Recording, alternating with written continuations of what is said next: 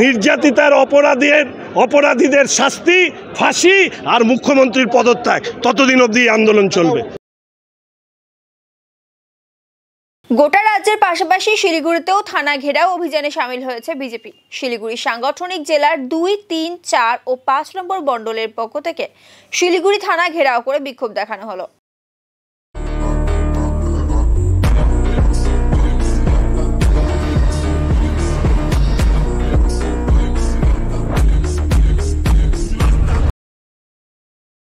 এদিন বিজেপির মিছিল আটকাতে শিলিগুড়ি থানার সামনে ব্যারিকেড করে বিশাল পুলিশ বাহিনী মোতায়েন করা হয়। ব্যারিকেড ভেঙে ভেতরে প্রবেশ করার চেষ্টা করলে পুলিশ ও বিজেপি কার্যকর্তাদের মধ্যে ধস্তাধস্তি শুরু হয়। এরপর থানার সামনে রাস্তায় বসে দীর্ঘক্ষণ বিক্ষোভ দেখান বিজেপির কার্যকর্তারা। এদিনেই থানা ঘেরাও অভিযানে উপস্থিত ছিলেন শিলিগুড়ি বিধায়ক শঙ্কর ঘোষ, বিজেপির শিলিগুড়ি সাংগঠনিক জেলা সভাপতি অরুণ মণ্ডল সহ বিজেপির অন্যান্য কার্যকর্তারা। চলতে থাকবে। আমরা বলেছি যে আরজি করে নির্যাতিতার অপরাধীদের শাস্তি এবং মুখ্যমন্ত্রীর পদত্যাগ, এই দুটো একে অপরের পরিপূরক। অর্থাৎ নির্যাতিতার আত্মার শান্তি হবে না যতক্ষণ না পর্যন্ত মুখ্যমন্ত্রী পদত্যাগ করছেন। কারণ মুখ্যমন্ত্রী হচ্ছেন একদিকে এই অপরাধীদের আড়াল করার চেষ্টা করেছেন, কামদুনি থেকে আরজি কর অবধি কোনো জায়গায় যারা অপরাধী তারা শাস্তি পায়নি। ফলে স্বাভাবিকভাবেই আজকে রাজ্যের যে ক্ষোভ, এই ক্ষোভের কারণ গত 13 বছর ধরে এই পুলিশ মন্ত্রীর অপশাসন, পুলিশকে দলদাস বানিয়ে রাজত্ব চালানো, তৃণমূলের চোর ডাকাত দুর্নীতিগ্রস্ত নেতাদেরকে এরাই শেল্টার দেয়। এদের মেরুদণ্ড যদি থাকতো আজকে তৃণমূলের চোর ছাচ্চর নেতাগুলো এরকম হতে পারতো না। এদের সহযোগিতা নিয়ে এরা হচ্ছে আজকে তৃণমূল এই জায়গায় পৌঁছেছে। ফলে আমি শুধু ওনাদের বিবেকের কাছে এই প্রশ্নও রাখতে চাই, অনুরোধও রাখতে চাই, তুমি চিন্তা করো তোমার মেয়েও হচ্ছে বড়। আজকে যদি পুলিশ অফিসারের কোনো মেয়ের সাথে এরকম হতো তাহলে কি পুলিশ একই কাজ করতো? আমি নিশ্চিত যে পুলিশ একই কাজ করতো না। তাহলে আজকে আরজি করে কার নির্দেশে পুলিশ ক্রাইম সিনকে ডিস্টর্ট করেছে, ঢাকা দেওয়ার চেষ্টা করেছে, আরজি করে থাকা পুলিশই সব থেকে ভালো জানে।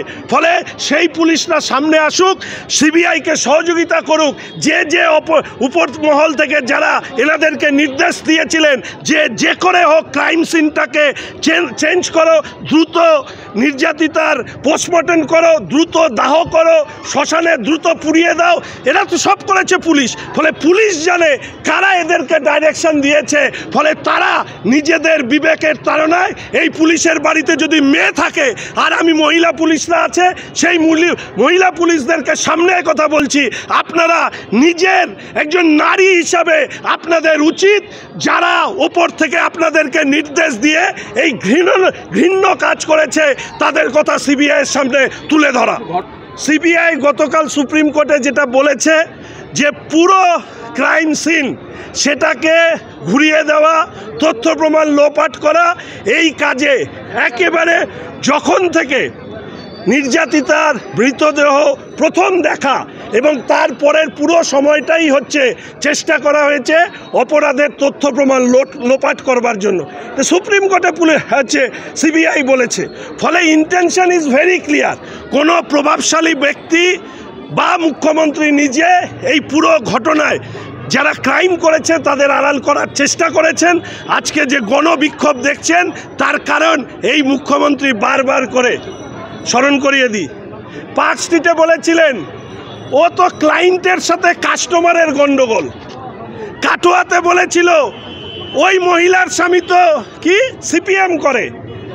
পরে বলল কালিয়াগঞ্জে বলল ও তো প্রেম করে।